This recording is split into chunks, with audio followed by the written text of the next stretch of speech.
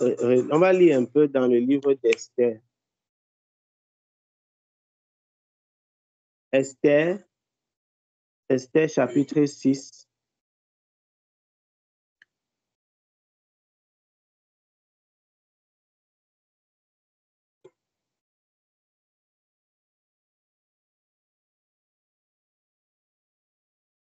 Quelqu'un peut lire pour nous Esther chapitre 6, mes bien-aimés.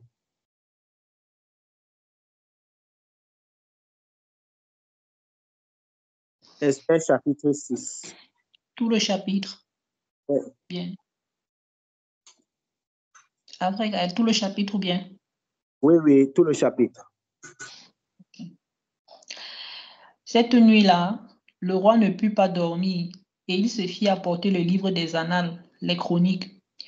On les lut devant le roi et l'on trouva écrit ce que Mardochée avait révélé au sujet de Bigtan et de Téresh, les deux eunuques du roi, gardes du seuil, qui avaient voulu porter la main sur le roi Assuérus. Le roi dit: quelle marque de distinction et d'honneur Mardochée a-t-il reçu pour cela?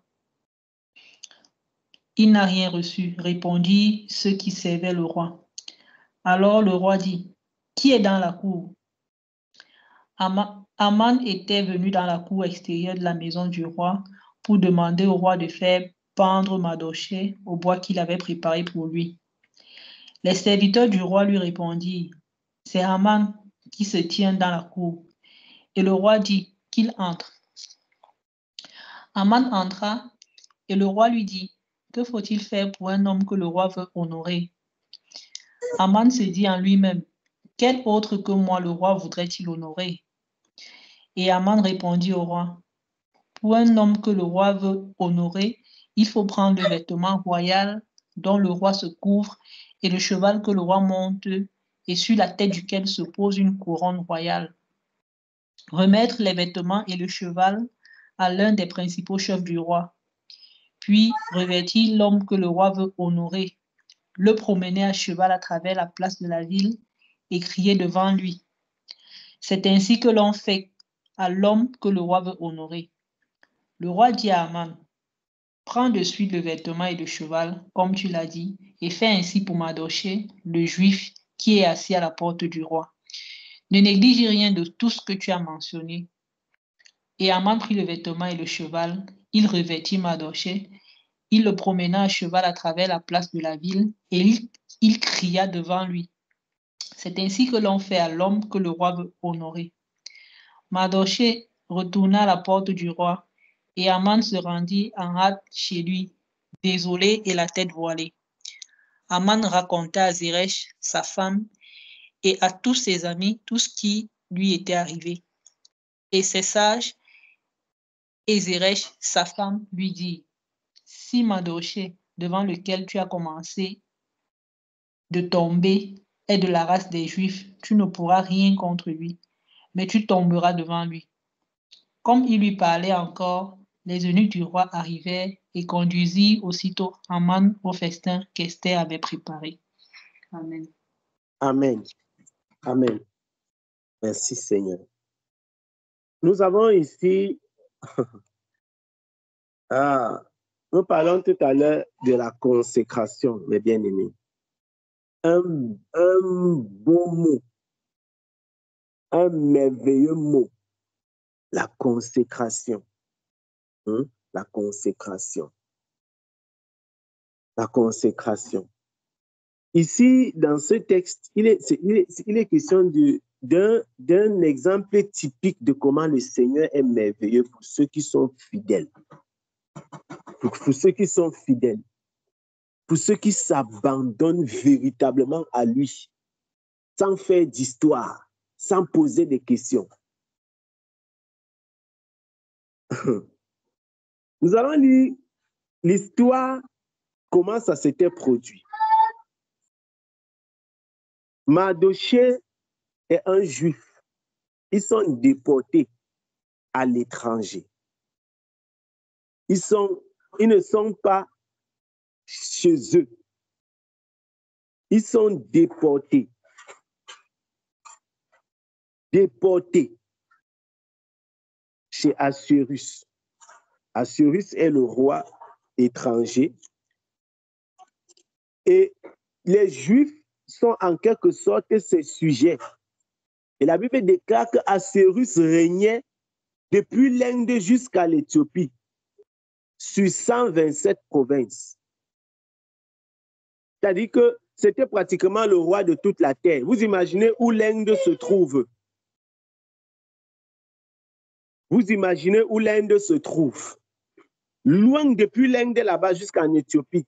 Donc, il couvrait toute l'Asie, l'Asie du Sud-Est, ce qu'on appelle la côte d'Arabie là-bas, et jusqu'en Afrique. Voilà tout le territoire qu'Assuérus avait. Ils étaient tous ces sujets, les sujets d'Assuérus. Et Mardochée avait un jour, Mardochée était un fidèle serviteur de Dieu. Il a un jour découvert un complot contre le roi. Lisons le complot en question. Quelqu'un peut nous lire dans le chapitre 2, à partir du verset 19 jusqu'à la fin. Esther, chapitre 2, du verset 19 jusqu'à la fin.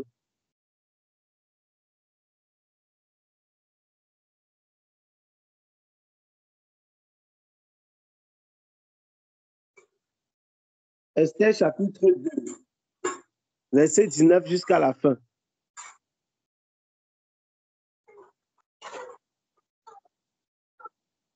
Je vais donc lire comme personne. Ok. La seconde fois qu'on assembla les jeunes filles, Mardochée était assis à la porte du roi. Esther n'avait fait connaître ni sa naissance ni son peuple, car Mardochée le lui avait défendu. Et elle suivait les ordres de Mardochée aussi fidèlement qu'à l'époque où elle était sous sa tutelle. C'est le 2. Ok. Tu as dit à partir de 19. Oui. Oui, c'est ça. Peut-être on a... 8 secondes. D'accord. Ça va. Je peux reprendre ou bien? Oui. Ok. La seconde fois qu'on assembla les jeunes filles, Mardochée était assis à la porte du roi. Esther n'avait fait connaître ni sa naissance ni son peuple, car Mardochée le lui avait défendu, et elle suivait les ordres de Mardochée aussi fidèlement qu'à l'époque où elle était sous sa tutelle. Oui. Dans un même temps, comme Mardochée était assis à la porte du roi, Bigtan et Teresh, 2 eunuques du roi, gardes du seuil, cédèrent à un mouvement d'irritation et voulurent porter la main sur le roi Assuérus. Mardochée eut connaissance de la chose et en informa la reine Esther, qui la redit au roi de la part de Mardochée. Le fait ayant été vérifié et trouvé exact, les 2 eunuques furent pendus à un bois. Et cela fut écrit dans le livre des Chroniques en présence du roi. Amen. Amen. Donc, voilà ce que Mardochée a fait. Mardochée a découvert un complot qu'il y avait contre le roi. Et il a dénoncé le complot parce que c'était son travail. C'était le travail de Mardochée. Ce n'est pas que Mardochée est parti, comme on dit souvent, que tu t'occupes de ce qui ne te regarde pas. Il a été fidèle dans ce qu'il était en train de faire, dans son œuvre. Et il y a une chose qui marque dans l'histoire et dans la vie de Mardochée. Quand Mardochée a fait ce qu'il avait à faire, et c'est ça qui nous intéresse ici, Mardochée n'a pas réclamé une récompense.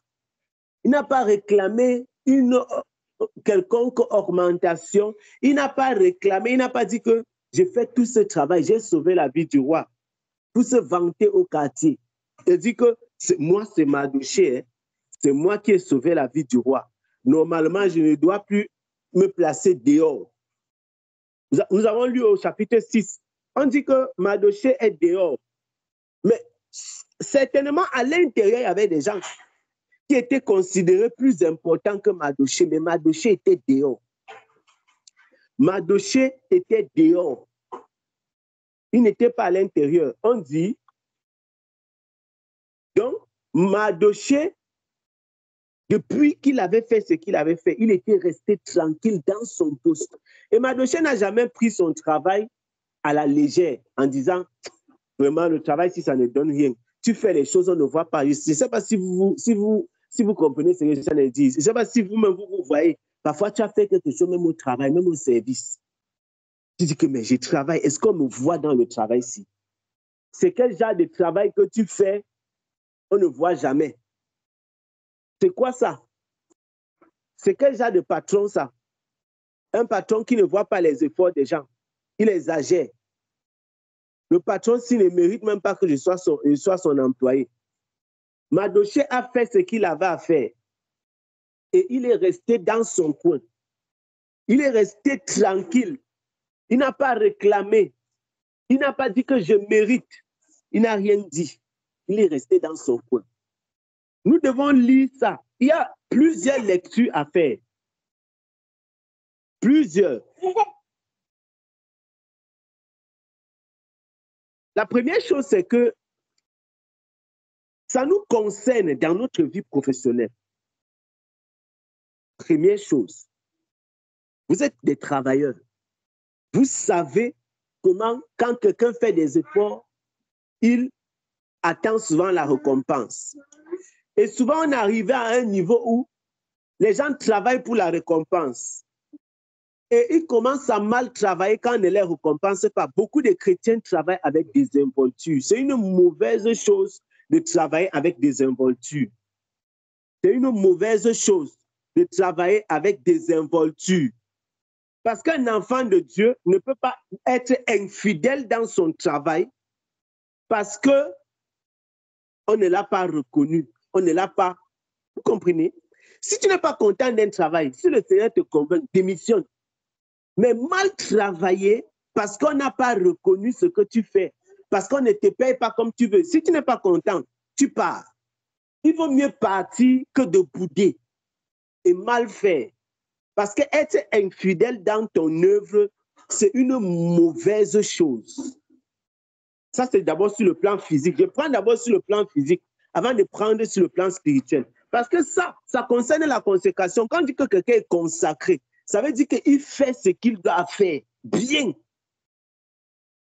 Quand on dit que quelqu'un est consacré, ça veut dire qu'il est adonné. Il s'abandonne totalement à la chose. C'est ça la consécration. Quand on dit par exemple que la chaise-ci est consacrée au chef, donc personne ne peut s'asseoir dessus. C'est comme ça. Donc tu dois faire parfaitement ce que tu as à faire. Tu es un employeur, tu balais. Tu saisis seulement les choses, saisis sur l'ordinateur. Si ton travail, c'est seulement d'ouvrir et fermer la porte. Ouvre la porte et tu fermes. Le jour où tu n'es pas content, tu pars, si tu veux. Mais ne boude pas ton travail. J'aime l'attitude de Mardochée, c'est un exemple. Il a bien fait son travail. Il a même fait mieux son travail que certaines personnes. Mais il n'a pas reçu de récompense. Mardochée n'a pas reçu de récompense. Il est resté tranquille. Il est resté tranquille. On ne l'a pas élevé. On ne l'a pas promu. On n'a pas dit que Mardochée deviendra quelqu'un d'autre. Il ne deviendra, je ne sais. Non. Il est resté. Il était toujours dans le même royaume, au service. On l'avait oublié. Et il a travaillé. Il n'a pas boudé. Il n'a pas insulté. Il y a des gens qui forment des coups. Il y a des chrétiens qui font partie des bandes. Et je ne dis pas que les chrétiens ne doivent pas demander. Si tu sais et si tu sens que tu mérites une augmentation de salaire, tu as le droit de faire la demande de l'augmentation de ton salaire. Mais tu n'as pas le droit de te plaindre de ton salaire et mal faire ton travail. Vous comprenez la différence? Tu as le droit de faire la demande, monsieur le chef, monsieur le directeur, monsieur le quoi, j'aimerais avoir une augmentation. Mais si tu travaillais à 100%, Tu n'as pas le droit de diminuer à 50% parce qu'on t'a fait le refus. Là, tu n'es plus en train de suivre la parole de Dieu. Tu n'es plus en train de suivre l'instruction telle qu'elle doit être. Parce qu'un enfant de Dieu doit être fidèle dans tout ce qu'il fait. Et là, tu es en train de regarder ton intérêt. Ce n'est pas comme l'apôtre Paul dit dans le livre, dans sa lettre aux Philippiens, que nous devons chercher aussi l'intérêt des autres. Là, tu es maintenant en train de regarder ton intérêt. Tu dis non, je dois repasser 50 habits par jour. Tu as la capacité de repasser, mais tu dis qu'il veut repasser lentement. Même 10 habits, il veut repasser. Comme ça, on va voir qui va perdre. Maintenant, ton rendement baisse. Tu es nerveux. Tu montes des coups. Pourquoi? Parce que dans ton esprit, tu dis que comme ils ont refusé de mal me payer, je vais faire comme on disait au pays quand les anglophones faisaient, que si vous me payez, que si tu as payé le travail de 1000 francs, on dit encore quoi là? Que si c'est un chantier, peut-être il y a un chantier de 100 000. Quand tu rencontres, ce n'est pas pour étiqueter les anglophones, mais c'est un truc que j'avais appris et c'est quelque chose qui nous était arrivé nous-mêmes. C'est-à-dire qu'un travail qui peut coûter 100 000 francs, tu vois un technicien, tu lui dis que tu as 10 000, il ne refuse pas, hein? Il ne va pas refuser.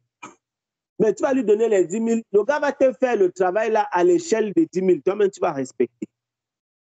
Les enfants de Dieu ne doivent pas faire ça.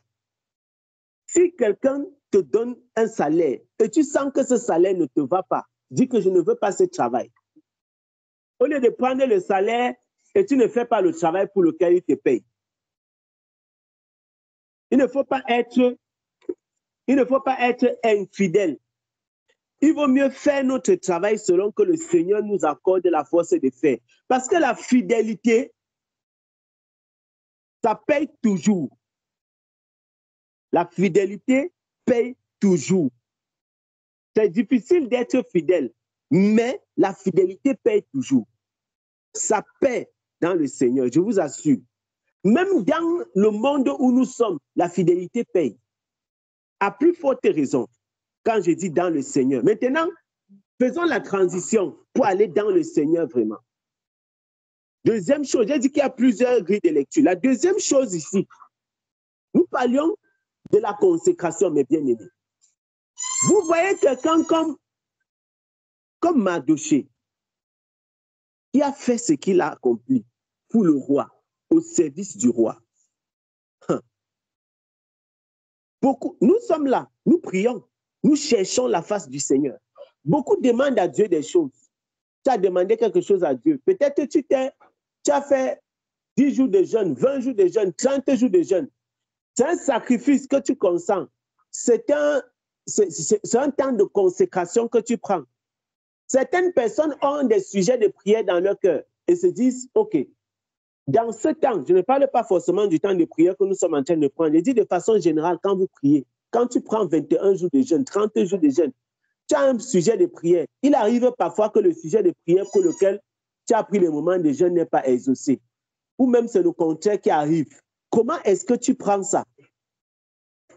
Comment est-ce que nous nous comportons quand c'est le contraire de ce que nous attendons que Dieu nous donne? Ou alors quand tu as prié, tu as fait des efforts, tu jeûnes, tu te consacres, tu demandes. Parce que la Bible déclare qu'il y a certains sujets de prière qui ne sont exaucés que dans le jeûne. Mais quand tu as fait ça maintenant, rien ne se passe. Comment est-ce que nous nous comportons? Parce qu'il y a des chrétiens qui se découragent tout simplement parce qu'ils n'ont pas vu l'exaucement. Et nous sommes en train de parler tout à l'heure, on parlait de consécration. Consécration. La consécration n'a pas de fin. La consécration n'a pas de fin. Tu ne peux pas arrêter de te consacrer à Dieu parce qu'un sujet de prière n'a pas été exaucé. Ce que tu n'as pas compris, normalement, quand quelqu'un s'arrête de se consacrer parce qu'un sujet de prière n'a pas été exaucé, ça veut dire que la personne avait donné un deadline dans son cœur. Un deadline, c'est quoi? Un délai.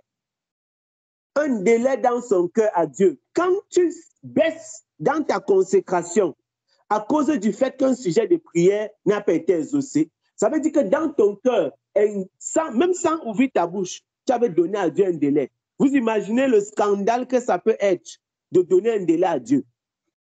C'est-à-dire que tu restes comme ça, tu es en train de prier, mais dans ton cœur, Tu dis que si dans 6 mois, telle chose n'arrive pas, tu n'as pas ouvert ta bouche, mais c'est dans ton cœur. La preuve que c'était dessiné, c'était écrit dans ton cœur, c'est que quand un certain moment arrive, tu dis que, OK, depuis là, je parle, j'ai l'impression que je ne suis pas écouté. Tu vois, tu es en train de parler maintenant. Quand tu dis depuis là, c'est par rapport à une période. Donc, dans ton esprit, il y avait un délai, mais tu n'avais pas ouvert ta bouche pour dire. Il y a des gens qui disent qu'ils se regardent comme ça. Jeûne et prière, jeûne tout le mois de décembre, tout le mois de novembre. Il jeûne en décembre. Que l'année prochaine, Seigneur, c'est mon année de mariage. Ils sortent du jeûne comme ça, galvanisés, convaincus que non, l'année sinon, c'est l'année qui vient là, il va me marier. Quand le 31 décembre de l'année suivante arrive, même le fiancé, il n'y a pas. Tu commences à dire que est-ce que Dieu là avait vraiment écouté mes prières? Mon seul sujet de prière que lui ai donné pour 1 an, il n'a pas exaucé. Un seul sujet de prière, même pas 2. Il y avait un seul sujet, vraiment. Regardez-moi, regardez mon âge. Tu commences à bouder le Seigneur. Et on retombe dans ce dont nous parlions l'autre jour.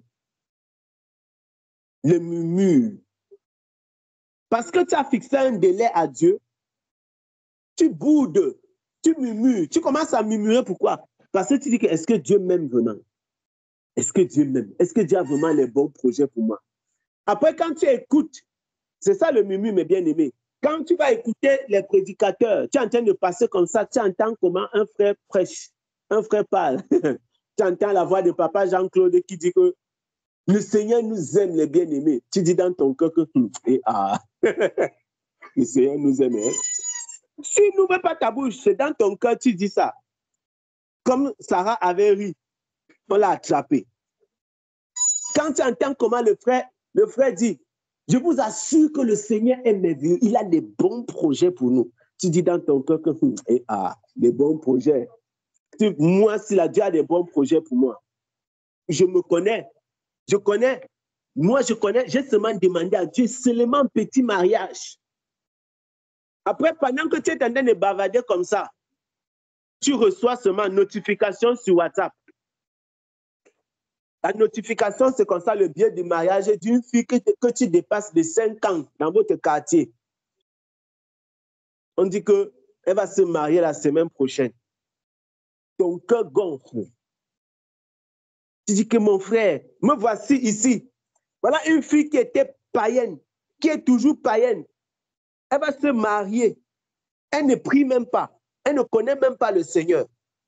C'est quoi ça? Ça sert donc à quoi la consécration? Ça sert à quoi la fidélité? Ça sert à quoi? Si on ne va rien obtenir, hein? La consécration, vous voyez? Voilà Mardochée, mes bien-aimés. Souvenez-vous de Mardochée. Le gars est resté dans son coin après avoir sauvé la vie à un roi. Toi, tu as fait quoi pour Dieu? Parce que les jeunes et les prières, là, ne pensez pas que c'est comme si c'est ça qui met la nourriture sur sa table. Tu as fait quoi pour Dieu? Tu as fait quoi pour Dieu? Pour réclamer et te fâcher. Tu as fait quoi pour Dieu? Pour te fâcher contre le Seigneur. Dieu te doit. Dieu ne nous doit pas, mes bien-aimés. Dieu ne me doit pas. Dieu ne nous doit rien. Dieu est seulement bon quand il nous donne. Donc, nous devons savoir comment on lui parle dans la prière. Ce n'est pas parce qu'on a prié que Dieu est obligé de nous donner. C'est aussi ça la consécration. Ce n'est pas parce que tu t'es consacré que les choses vont forcément arriver obligatoirement. Je ne suis pas en train de dire que ça ne va pas arriver, mais j'ai en train de dire que ce n'est pas obligé. La consécration ne dépend pas de ce que Dieu fait. Regardez Shadrach, Meshach et Abednego. Voilà ce qu'on appelle la consécration. Être capable de dire que même si rien n'arrive, voilà ce qu'on appelle la fidélité à ce à quoi tu as été appelé. Mardochée vient. Il vient aujourd'hui. Il entend un complot contre le roi. Le gars pas trahi. On ne fait rien de lui. On ne l'élève pas. On ne l'honore pas. Le gars revient le lendemain. Il est toujours à son même poste. Peut-être qu'on a même volé la médaille. Peut-être que quelqu'un a même été honoré à sa place. Qui sait? Je connais les choses comme ça qui se passent souvent au pays. Je me rappelle de l'histoire je me rappelle d'une histoire que je suivais de quelqu'un qui est dans les... Mon frère. De quelqu'un qui est dans qui est dans on appelle encore les corps armés là, dans la gendarmerie. Voilà. Il est dans la gendarmerie et chaque fois, le gars partait, il participait, il était tellement intelligent. Donc, c'était un gars qui avait la grâce de faire, quand il participe à une enquête, il réussit à déceler facilement les nœuds des problèmes. Et chaque fois qu'il participait à une enquête, on lui volait toujours la médaille. Peut-être que c'est ce qui s'est passé avec Madouché. Peut-être même quelqu'un a été honoré à sa place. On lui volait toujours la médaille. Tu écris un projet avec des collègues de service. Après, tu entends que tu n'avais même rien foutu. Tu vois là que tu viens te placer à la réunion comme ça. Ce genre de choses-là, ça m'est déjà arrivé. Tu pars à une réunion, toi-même, tu vois un travail que tu as accompli, même 80% de ça. Celui qui a seulement fait les 10-20%. Passons au l'honneur, tu dis que maman, ton cœur, ça te fait mal. Tu dis que c'est quel genre de gens, ça, ils sont méchants. Et ça te pousse, ça c'est des choses que le diable utilise pour te pousser à ne plus être fidèle, à ne plus te consacrer. Ne pensez pas que c'est seulement dans les choses de la terre. De la façon dont vous allez réagir sur la terre, vous allez aussi réagir dans les choses de Dieu. Parce que quand tu vas voir une sœur qui est sortie de la prostitution, le lendemain, elle s'est mariée. Après 3 semaines, elle dit qu'elle a le retard. Ta tête va chauffer. Tu vas dire que, mais mon frère, c'est encore quel genre ça? C'est quel genre de grâce que les gens ont que je n'ai pas? Est-ce que je suis maudit? Non, tu n'es pas maudit. C'est que peut-être que le Seigneur a un témoignage même plus grand que celui de la prostituée qui veut te donner. Mais tu passes le temps à lui poser les questions au lieu d'attendre. Donc Dieu t'attend où? Dans la consécration, justement. Dieu veut que tu te consacres parce que le témoignage est plus élevé, est plus important. Et il attend ça. C'est ça qu'il attend. Donc les Madochés sont ceux-là qui attendent. Les gars ils attendent, même si on ne dit rien. Même si on ne se souvient pas d'eux, ils attendent. Et voici le truc, mes bien-aimés. Est-ce que vous connaissez même le Dieu que nous servons? C'est-à-dire que nous servons un Dieu. Mon frère, Dieu a enlevé le sommeil dans la tête du roi. Vous pensez que c'est pour rien que le roi n'a pas sommeil? On dit que le roi se couche, le sommeil ne vient pas. Le gars a les insomnies spirituelles. Les insomnies spirituelles.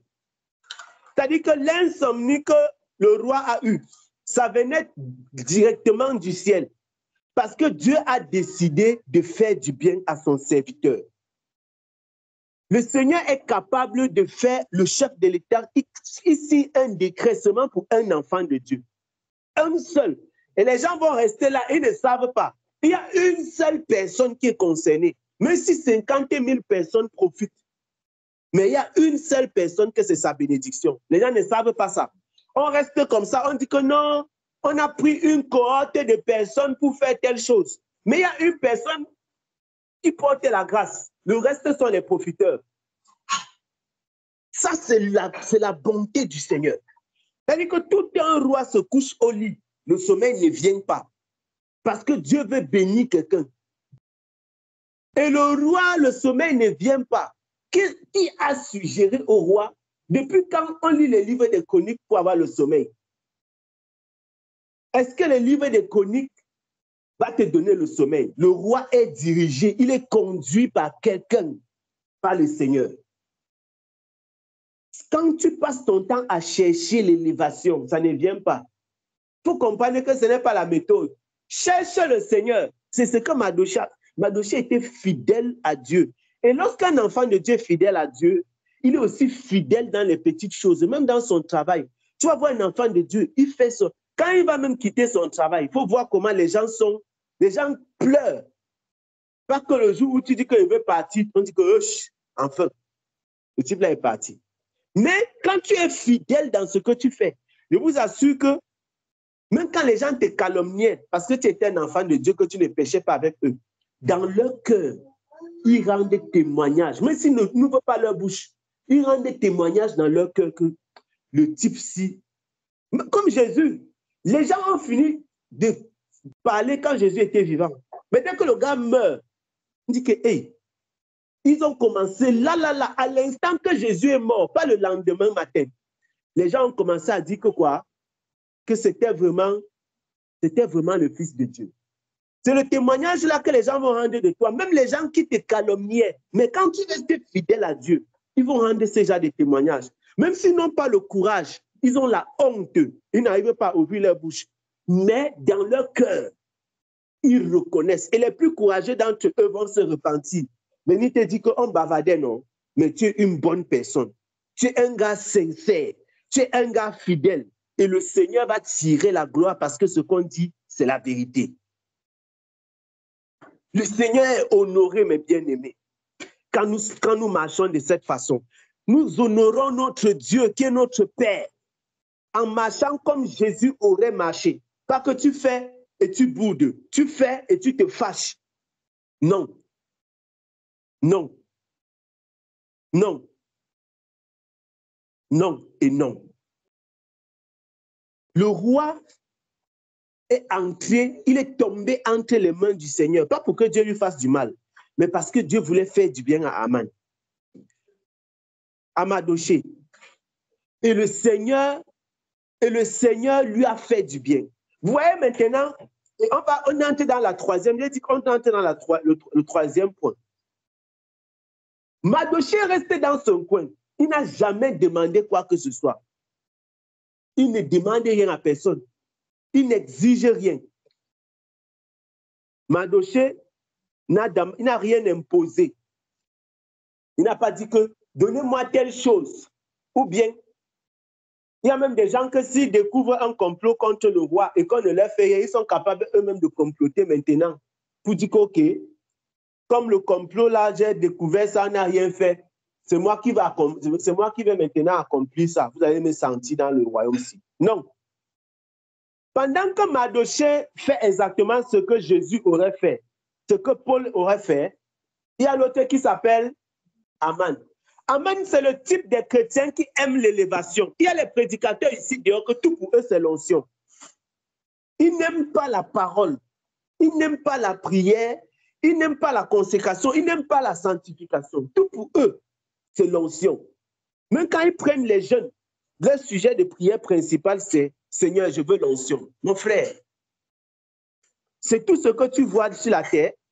C'est la seule chose que Dieu puisse donner à un homme. Hein? Est-ce que c'est la seule chose que Dieu puisse donner à un homme? L'onction. Hein? Donc, Dieu ne peut pas donner autre chose à un homme que l'onction. Seigneur, je veux apprendre à prophétiser. Je ne dis pas qu'un enfant de Dieu ne doit pas apprendre à prophétiser, ne doit pas recevoir le don de prophétie plutôt. Seigneur, je veux le don de guérison. Seigneur, je veux le don des miracles. Seigneur, je veux le don de ceci. Je veux le don de cela. Hein? Pourquoi? Tout le temps, tu demandes les dons. Pourquoi? Parfois, les sujets de prière d'une personne sont la preuve de ce que son cœur n'est pas bon. Parfois, les sujets de prière de quelqu'un sont la preuve de ce que son cœur n'est pas bon. Tous tes sujets de prière, tu ne demandes pas la paix à Dieu. Tu ne demandes pas l'amour. Tu ne demandes pas la sanctification. Tu ne demandes pas, Seigneur, l'intégrité. Oh, Seigneur, on parlait de consécration. L'intégrité. Tu es intègre jusqu'à les gens restent comme ça. Tout le monde rend témoignage que non, maman Philomène est intègre. La sœur Hélène est intègre. Que la sœur-ci, je t'assure que même si elle dort affamée avec ton argent dans sa poche, ça ne peut pas se perdre. Voilà le genre de choses qu'on attend des enfants de Dieu. C'est-à-dire que les gens rendent témoignage de toi. Les gens doivent rendre témoignage de toi, pas les faux christianismes, que non. On recherche toujours ce qui nous plaît. On cherche toujours ce qui nous plaît. On dit que non, on est enfant de Dieu, on est ceci. Non, mais pourtant, on recherche, tu fais ce qui est bon à toi. Hein? Tu fais ce qui est bon à toi. La preuve, c'est que quand tu te mets à prier le Seigneur, tu demandes à Dieu ce qui te plaît à toi.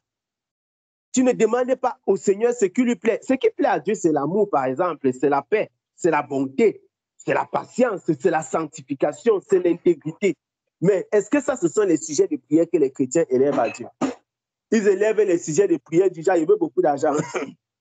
Parce qu'ils suivent les influenceurs. C'est le genre de sujet de prière là qui est le plus intéressant. Mais Dieu donne, même à celui qui n'a pas demandé ces choses, il lui donne ça. Et à toi qui passes ton temps à demander, il ne va rien donner. Vous comprenez donc que le Seigneur lit dans le cœur de l'homme. Il lit. Il lit. Mardochée qui ne demandait rien à Dieu. Mardochée qui ne demandait rien à Dieu, le Seigneur va faire quoi? Le Seigneur va le visiter. Mardochée sera visité et Aman sera, il sera sanctionné. Aman, c'est les gens qui marchent toujours avec le pasteur. Oui, oui. Oh, on dit que le frère, si c'est un bon frère. Le frère, si, parce qu'il est toujours avec le pasteur, on pense que c'est un bon frère. Mon frère, marcher avec le pasteur ne veut rien dire. Parce que il marche avec le pasteur pour qu'on parle bien de lui. On dit que non, ça c'est un bon frère, il est toujours avec le pasteur. Le frère, c'est toujours à côté du pasteur. C'est un bon frère. Il est toujours à côté du pasteur. Quel bon frère?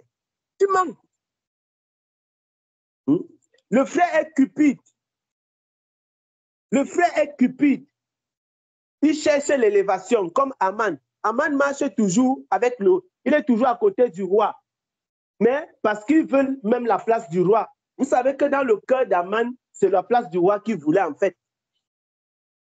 C'est la place du roi que Aman cherche. C'est la place du roi que Aman cherche. Vous voyez comment la cupidité, le désir d'élévation, ce n'est pas des choses que les enfants de Dieu... Et ça, c'est vraiment terrible. Un enfant de Dieu doit chercher le Seigneur. Quand tu es un enfant de Dieu, tu cherches le Seigneur. Tu ne cherches pas les choses que Dieu donne. Tu cherches qui est Dieu. C'est le Seigneur que tu cherches. Et le Seigneur va te donner des choses merveilleuses. C'est ça la consécration. Tu te consacres et Dieu va te bénir. Pas que tu dis à Dieu que bénis-moi pendant que ça est en train de me consacrer. Parce qu'un homme ne peut jamais rien imposer au Seigneur. Ce n'est pas possible.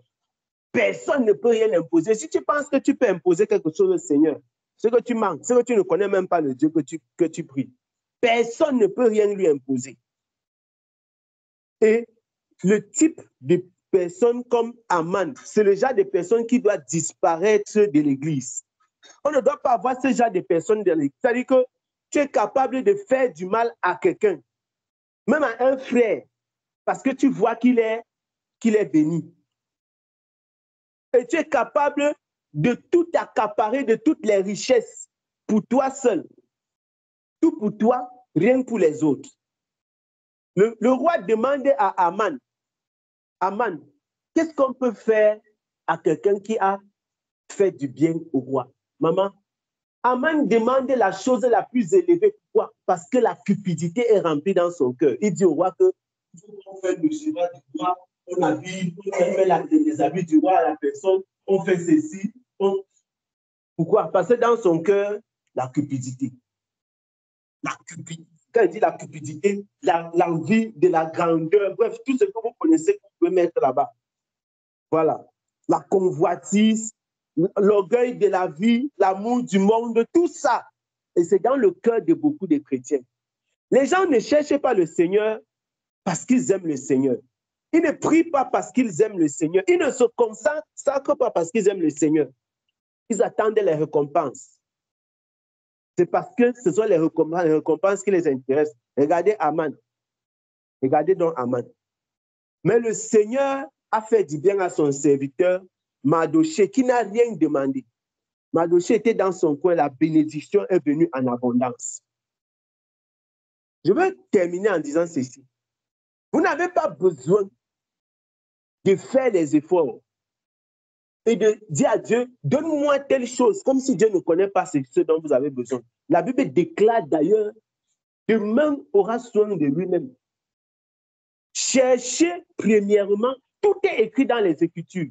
Donc, l'homme n'a même pas normalement, l'homme doit seulement dire merci à Dieu, se consacrer, se sanctifier. Et Dieu va te donner tout ce dont tu as besoin. Vous pensez vraiment que tu vas ouvrir ta bouche pour informer Dieu que tes chaussures sont coupées? Ou bien que tu n'as pas à manger? Dieu connaît. Donc souvent, quand on ouvre nos bouches, et je dis toujours ça, nous ouvrons nos bouches pour montrer à Dieu qu'on l'aime. Et pour montrer à Dieu que nous tenons à lui. Et que nous savons que c'est lui qui pourvoit. C'est pourquoi on dit à Dieu, Seigneur, il me manque ceci. C'est pour ça qu'on dit à Dieu, ce n'est pas que tu es en train d'informer Dieu de quelque chose qu'il ignore. Dieu sait déjà, mais tu dis quand même que non, comme un bon père. C'est un peu comme un enfant à la rentrée qui dit à son père que un père responsable a déjà le programme. Il sait qu'à la rentrée, on paye la pension. Est-ce que quand un enfant vient dire à son père que c'est la rentrée, son père vient d'être informé? C'est le père qui a choisi que tu vas aller dans telle école, non? Donc, il connaît qu'il y a la pension à payer. Donc, quand nous venons dire au Seigneur, le Seigneur connaît tout. Maintenant, Dieu est même encore plus puissant que ton Père. À plus forte raison, il connaît donc tous les détails de ce dont tu as besoin. Tu dois seulement faire quoi? Te consacrer et rester tranquille. Tu te consacres. À la limite, tu dis, Seigneur, voilà mes besoins. Ta parole déclare, et c'est toujours écrit, que nous devons lui demander dans un esprit d'action de grâce et de reconnaissance. Ne vous inquiétez de rien. Faites savoir vos besoins à Dieu. Dans un esprit d'action de grâce. D'action de grâce. Et je vais lire, je crois, tout à l'heure, je citais quoi? C'était Philippiens. Je crois que c'est la Philippiens chapitre 3.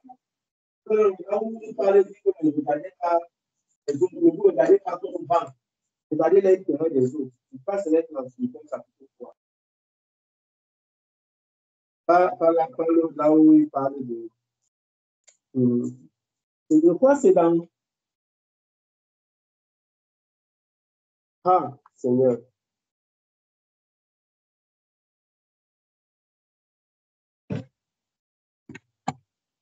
Que le Seigneur nous aide. Que le Seigneur nous aide. Que le Seigneur nous aide. Ah.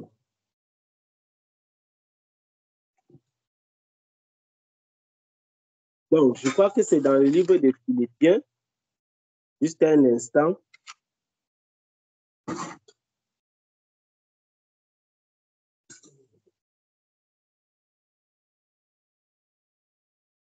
Juste un instant.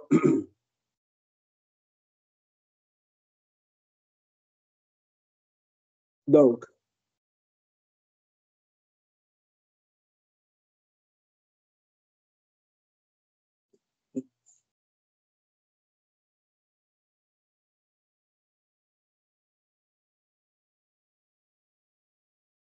ah Seigneur. Les gens cherchent leur intérêt. Philippiens chapitre 2. Merci Seigneur. Philippiens chapitre 2, mes bien-aimés. Philippiens chapitre 2. Le verset, à partir du verset 3 jusqu'au verset 4, jusqu'au verset 5. Philippiens 2, du verset 3 au verset 5. Quelqu'un peut lire?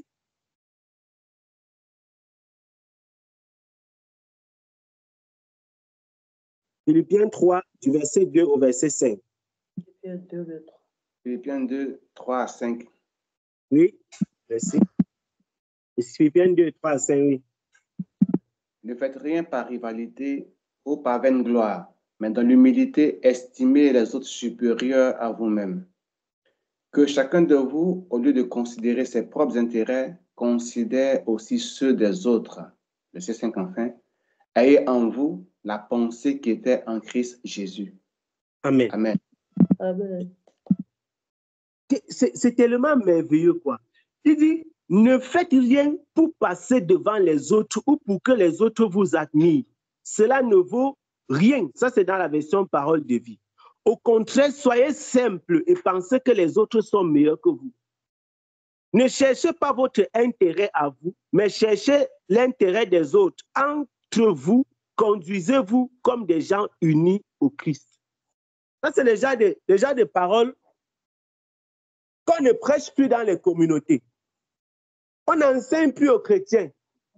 Maintenant, c'est devenir riche. Remplissez la terre de la gloire. Ils appellent ça la gloire de Dieu. Quelle gloire de Dieu? Donc, Dieu mentait. Ou bien le Dieu de Paul n'est pas le Dieu le Dieu qui doit dominer dans l'église aujourd'hui.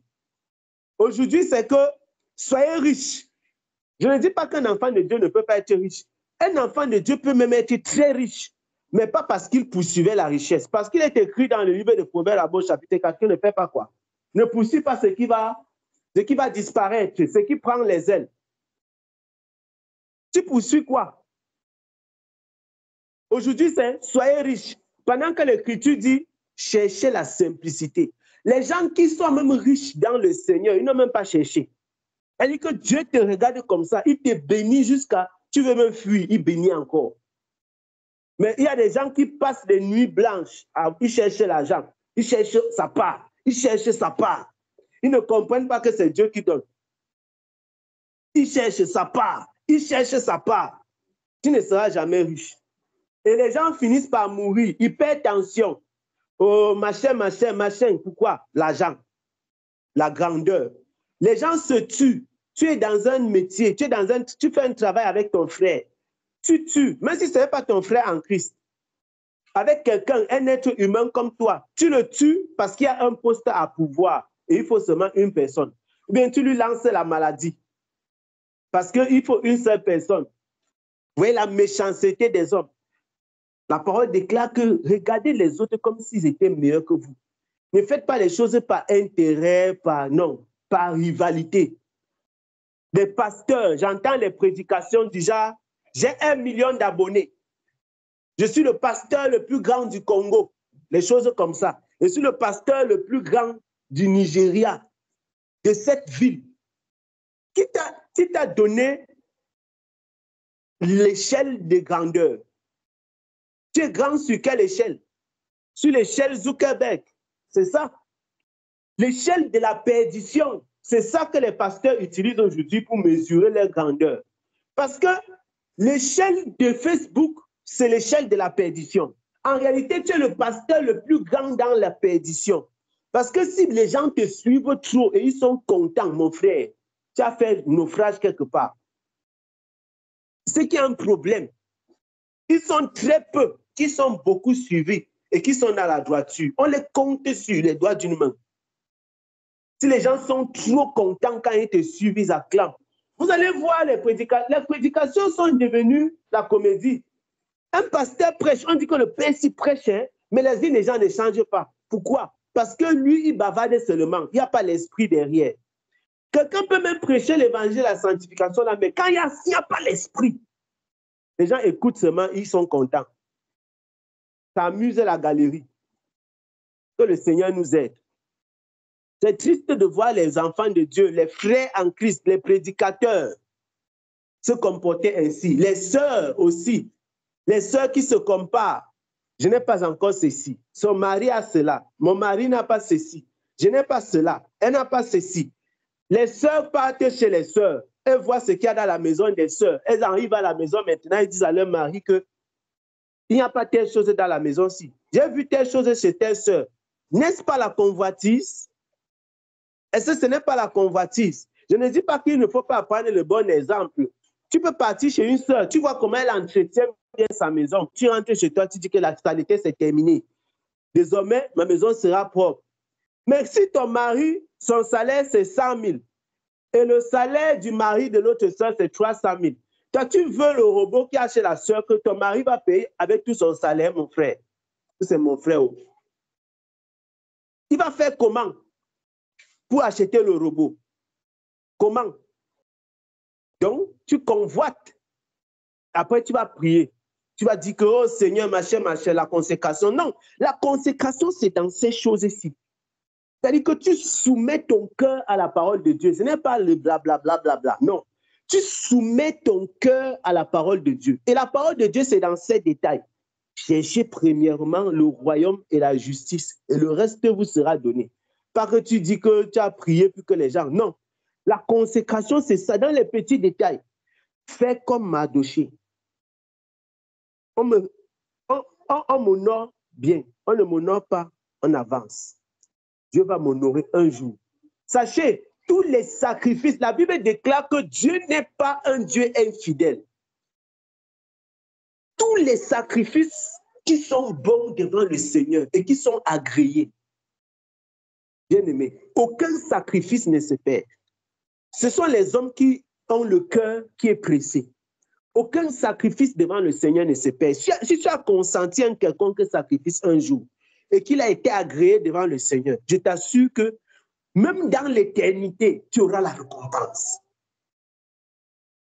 Même dans l'éternité, vous aurez la récompense de toutes sortes de sacrifices consentis. Même dans l'éternité, ne soyez pas pressés. Ne voyez pas comme la terre est là. On dit que la terre est réservée pour le feu. C'est ce que Pierre dit. Vous êtes même pressés d'avoir vos bénédictions sur la terre qui va partir comme à détruire. Mieux vaut même, on stocke vos bénédictions au ciel. Au lieu de vous envoyer ça ici, ça se perd. Que le Seigneur nous aide. Que le Seigneur nous aide.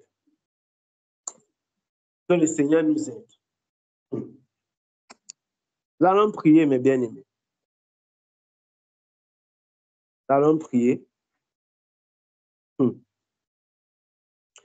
allons dire merci à Dieu. Prier, disons merci à Dieu pour cette parole. Et puis, s'il y a des personnes qui veulent intervenir, vont intervenir. Seigneur, nous te disons merci. Merci pour ta parole. Merci parce que tu es le Dieu bon et le Dieu fidèle. Tu es le Dieu glorieux et le Dieu majestueux. Nous te rendons l'honneur et la gloire parce que tu nous édifies chaque jour. Merci pour ta parole qui vivifie, qui change, qui transforme et qui renouvelle.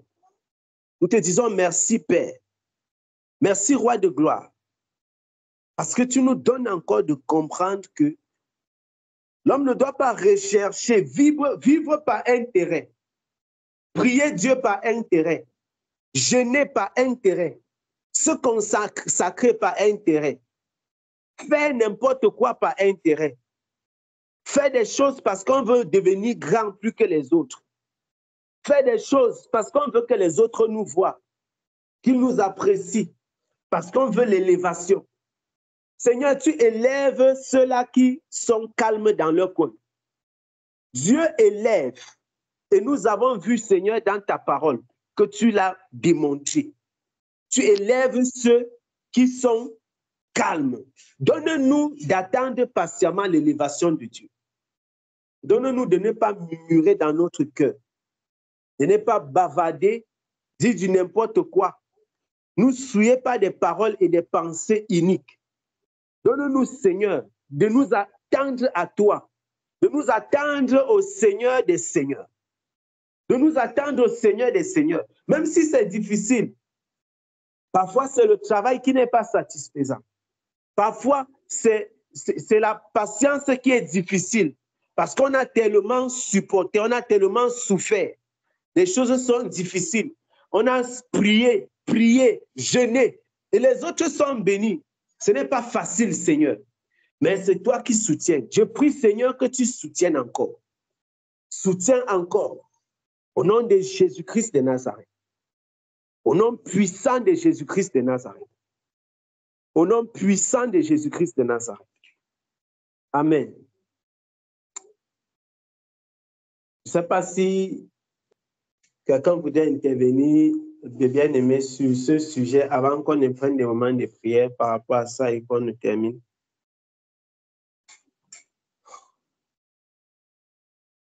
Si quelqu'un voudrait intervenir.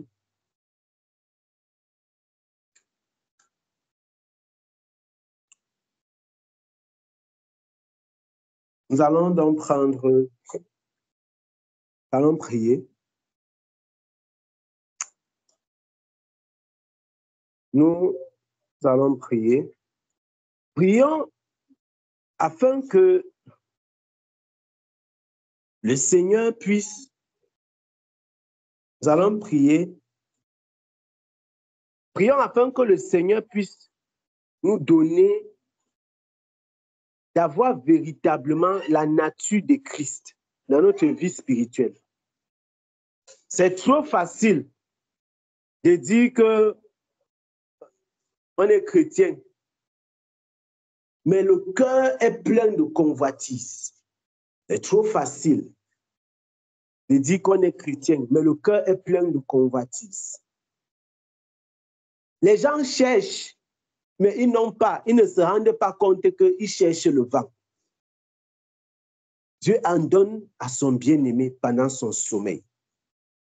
Prions afin que le Seigneur nous donne la nature de Christ dans notre marche avec lui. Prions afin que le Seigneur nous accorde vraiment la nature de Christ, la vie de Christ. Pas la vie spirituelle superficielle, celle-là qui se trompe elle-même, qui pense avoir ce qu'elle n'a pas. Seigneur, nous te prions encore et nous te supplions. Nous implorons ta grâce et ta miséricorde, afin que tu nous donnes, Père, d'être fidèles, sincères, comme des serviteurs qui veulent faire plaisir à leur maître.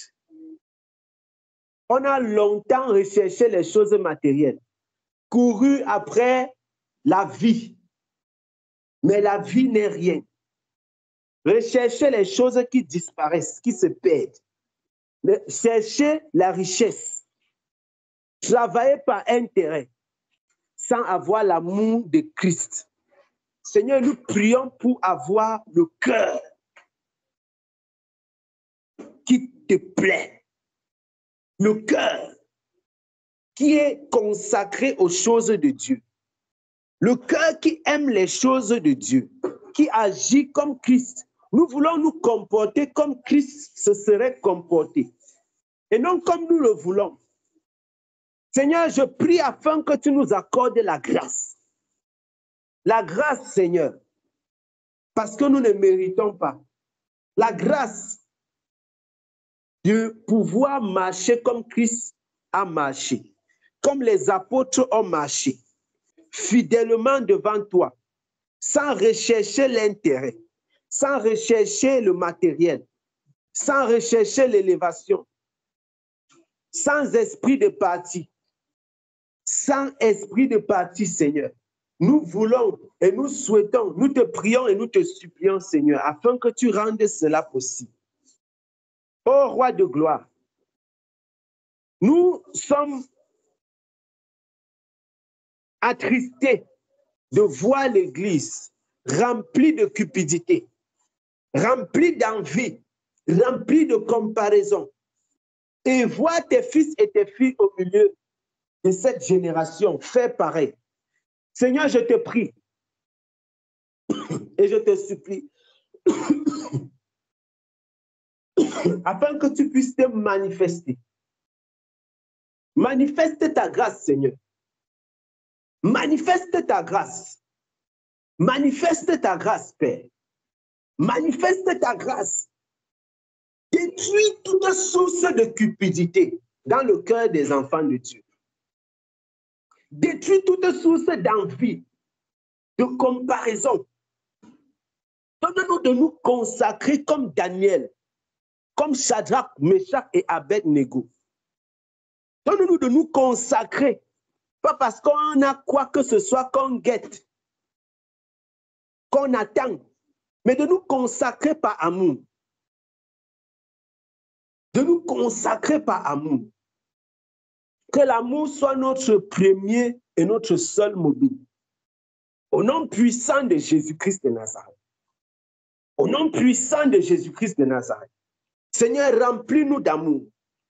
Remplis-nous d'amour. Donne-nous l'amour véritable. et détruis les œuvres de la chair. Au nom puissant de Jésus-Christ de Nazareth. Au nom puissant de Jésus-Christ de Nazareth.